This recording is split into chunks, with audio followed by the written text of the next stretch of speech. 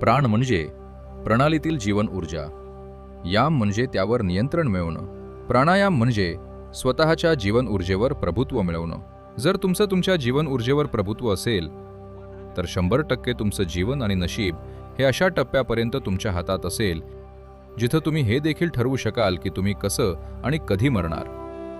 तुम्ही ठरवता. त्यामुळे जर तुम्हाला जीवनाचा ताबा पूर्णपणे घ्यायचा असेल तर प्राणायाम हा त्याचा एक अतिशय महत्त्वाचा भाग आहे. यामुळे एक विलक्षण फरक पडेल. योग परंपरेत एक सुंदर गोष्ट आहे. एक साधा मनुष्य होता, अतिशय साधा. तो एक गुराखी होता. तर एके दिवशी तो आपल्या गायींना घेऊन जंगलात गेला.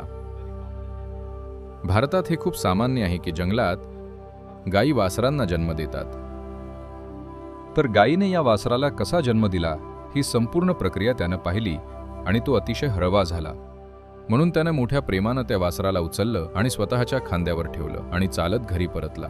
आणि त्याचं वासरावर इतकं प्रेम जडलं कारण त्यानं जन्माची प्रक्रिया पाहिली होती की दुसऱ्या दिवशीही त्यानं त्याला खांद्यावर घेतलं आणि परत गेला.